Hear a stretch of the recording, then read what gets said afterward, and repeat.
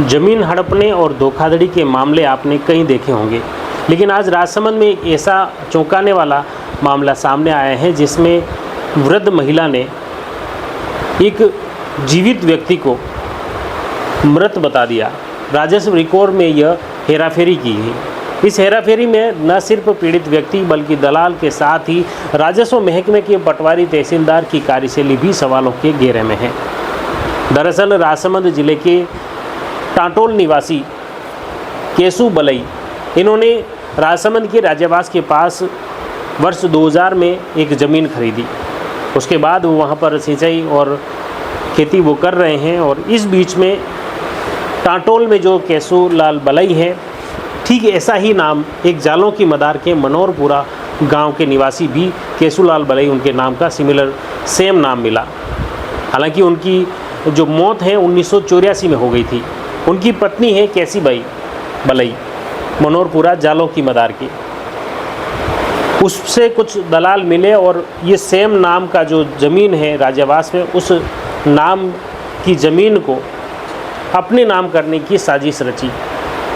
जबकि केशुलाल बलई जो टाटोल निवासी हैं आज भी जिंदा हैं, लेकिन जालों के मदार के मनोरपुरा निवासी केसी बलई ने यह षड्यंत्र रचा। उसमें अपनी दो बेटियों को, प्यारीबाई और पुष्पाबाई, दोनों को शामिल किया। एक बेटी जिनका ससुराल उदयपुर जिले के करदा सायरा क्षेत्र में है और दूसरी बेटी का ससुराल जालों की मदार में ही है।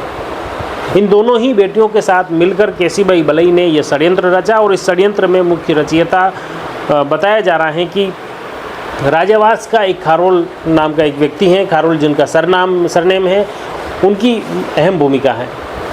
और इस षड्यंत्र के तहत केसीबाई ने अपने पति, जो 1984 में उनकी मृत्यु हो गई थी, खमनोर तहसील में जाकर आवेदन किया कि राज्यवास में उनके पति के नाम पर जो ज़मीन थी उसका नामांतरण उनके नाम पर खोल दिया जाए।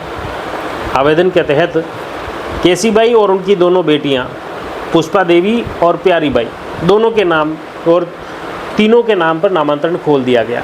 नामांतरण के बाद इन आरोपियों ने जो षड्यंत्र रचा उसके तहत फिर इस ज़मीन को नाथद्वारा निवासी एक बंसीलाल नामक एक व्यक्ति को यह ज़मीन बेच दी।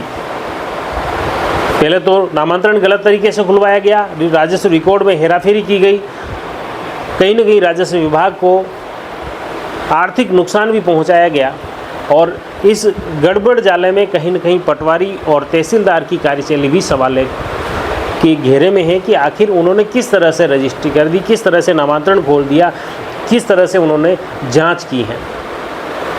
और उसके बाद जो रजिस्ट्री की गई है वो राजसमंद तहसील में हुई है। नामांतरण खोलने के बाद जो बंसीलाल नामक नाथद्वारा के व्यक्ति हैं, उन्हें यह ज़मीन बेच दी गई और यह पीड़ित व्यक्ति जो टाटोल निवासी केशुलाल बलई, जब को यह पता चलता है तो ये उनके पैरों से ज़मीन खिसक जाती है। आखिर में पीड़ित ने कांकरोली थाना पहुंचकर इसकी एफआईआर दर्ज करवाई। कांकरोली पुलिस थाने के थाना प्रभारी सरोज बेरवा ने इस पूरे प्रकरण को गंभीरता से लिया और गहन जांच शुरू की। जांच जैसे जैसे आगे बढ़ी वैसे वैसे खुलासे होते गए कि किस तरह से षड्यंत्र रचा था। मुख्य रूप से केसीबाई बलई ने उनकी दो बेटियों और खुद के नाम पर नामांतरण गलत तरीके से खुलवा दिया तहसील खमनोर से। यह खुलासा होने के साथ ही पुलिस ने मां और दोनों बेटियों को गिरफ्तार कर लिया। केसीबाई और पुष्पा देवी व प्यारीबाई, इन दोनों को गिरफ्तार किया। इन्होंने यह षड्यंत्र और जो गलत तरीके से नामांतरण खोलना फिर उस ज़मीन को बेचना की वारदात को कबूल किया है। इसके साथ ही पुलिस द्वारा इन तीनों ही आरोपियों का अस्पताल में मेडिकल करवाया गया। मेडिकल करवाने के बाद अदालत में पेश किया गया, जहां से उन्हें न्यायिक हिरासत में यानी जेल भेज दिया गया है। इस पूरे मामले में और भी कुछ आरोपी शामिल हैं जो दलाल हैं। खास तौर से बताया जा रहा है कि राज्यवास निवासी जिसने ये पूरा षड्यंत्र रचा है और साथ ही राजस्व महकमे के पटवारी और तहसीलदारों की कार्यशैली भी सवालों के घेरे में है। उनकी कार्यशैली पर भी पुलिस जांच करेगी। लेकिन ये जो खुलासा हुआ है इससे कहीं न कहीं धोखाधड़ी और ज़मीन हड़पने का एक अनोखा मामला ये सामने आया है। इस मामले को लेकर जिसने भी सुना, जिसने भी देखा, हर कोई हैरान रह गया। आप इस घटनाक्रम को लेकर क्या सोचते हैं कमेंट बॉक्स में ज़रूर लिखिए। साथ ही जयवर्धन न्यूज़ की आप खबरों को अगर पसंद करते हैं तो यूट्यूब के नीचे दिए गए थैंक्स बटन को दबाकर आप आर्थिक रूप से भी हमें सपोर्ट कर सकते हैं।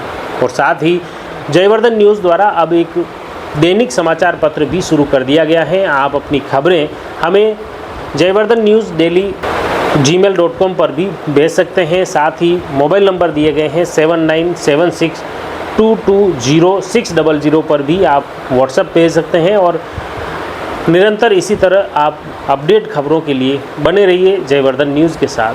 धन्यवाद।